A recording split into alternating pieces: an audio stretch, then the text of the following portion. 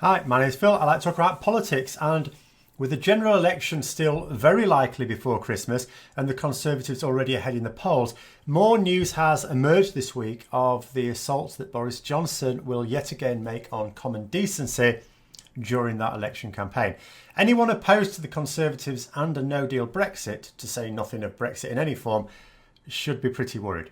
But first, if you find yourself enjoying the video, then please click the like button and subscribe to the channel. So, Boris Johnson has just hired, on behalf of the Conservative Party, two gentlemen by the names of Sean Topham and Ben Guerin. And this is to work on the Conservatives' social media campaign for the general election. Now, if the prospect of another pro-Brexit social media campaign sends a shiver down your spine, then it would not be misplaced, especially where these guys are concerned. Now, before I go over their credentials and what they'll be doing, let's have a quick bit of potted history where the Brexit referendum campaign was concerned. So Cambridge Analytica, now famous for harvesting personal data from Facebook, for which their CEO Zuckerberg is still being quizzed by American politicians until they finally get to the bottom of his involvement. They then used that information to target people whose views might be malleable enough to change with a disinformation campaign. They weren't just throwing out adverts mindlessly there. They were targeting, they were focusing on people whose minds they could change. Now they, along with Leave.eu, set up loads of different groups, all with names which made them sound like serious news or research groups. Not names you'd have ever heard of, but it sort of sounded serious, and then bombarded these people with basically the same message. But because it was all coming from different sources, and because the message was targeted for people based on their particular fears that they could exploit, the algorithm knew that they had the data from the harvesting to do that, and it made it seem to those people like statements of fact, not political campaigning. And it all led to an inevitable conclusion.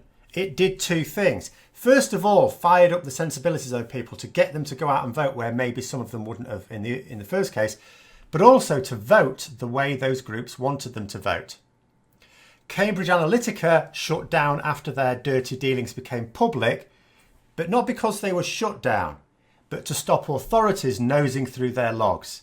It all melted away, but it didn't disappear. So back to Sean Topham and Ben Guerin. Now, these worked on projects for CTF Partners.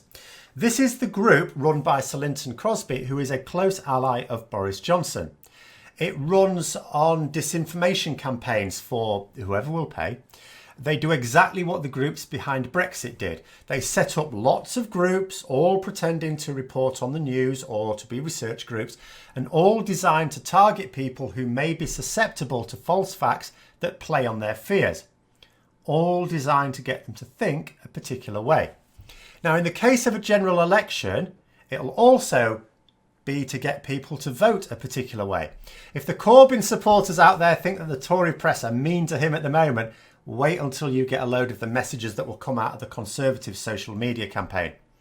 He will be painted as the devil himself, and Boris Johnson as the very spirit of Britannia. Like Mr. Smith going to Washington, Johnson will be the guy, the ordinary chap, taking on the uncaring and corrupt legislature. And it will work. It has always worked, these campaigns. I'm not saying it will definitely get Boris Johnson a majority. Don't read too much into that. Take the Brexit campaign. Now, it only just won. It could easily have gone the other way if we had some more useful people campaigning for Remain. So despite the dirty tricks, the Brexit campaign wasn't a guaranteed win for the Brexit side. What I mean is that the techniques work. They do work on getting people to change their minds. It is really only an issue, can they do it on enough people? And another fear I have is with these guys, that they could potentially have an easier job than Cambridge Analytica did 3 years ago. I mean, they had to get all their data from Facebook. I was discussing a few weeks ago the news that Dominic Cummings had ordered all of Whitehall as a top priority to collate data on people in the UK and to centralise it. This was specifically for targeted and personalised information, and it was all, as I say, to be collated centrally, not the sort of data that's needed by ministries to predict resource needs or anything like that. And knowing that civil servants would drag their feet on this outrage, as they have on every dodgy thing he's asked them to do, strong disciplinary measures were threatened for anyone who was not making this task their absolute top priority. Remember, Dominic Cummings is someone who is well known for bullying the civil service, says he doesn't like the civil service, but this he was making his top priority above everything else. Right? So, Boris Johnson has access to lots of personalised data on all of us, which should only be used for government use. Now, that is much better than relying on harvesting data on Facebook alone. He could then pass that on to his campaign team. Bear in mind that he's already spent 100 grand of public money on what was essentially a political Brexit campaign, so no qualms whatsoever about using government and civil service resources for party political promotion. And now he's hired two men with a track record of successful Facebook campaigns for such lovely chaps as the Saudi Arabian government and, according to The Guardian, anti-cycling groups and major polluters. And when we look at the polls, the most reliable ones already showing a bit of a lead for the Conservatives, sometimes a significant lead. And I want people to bear something else in mind. Before the Brexit campaign, polls were showing that most people were against the idea of leaving the EU. It had ever been thus. It switched only for those few months of that campaign, where social media was used to such devastating effect. It then switched back, slowly at first, to the point where polls are now showing that the majority want to remain again. Once that campaign pressure was released, it all reverted.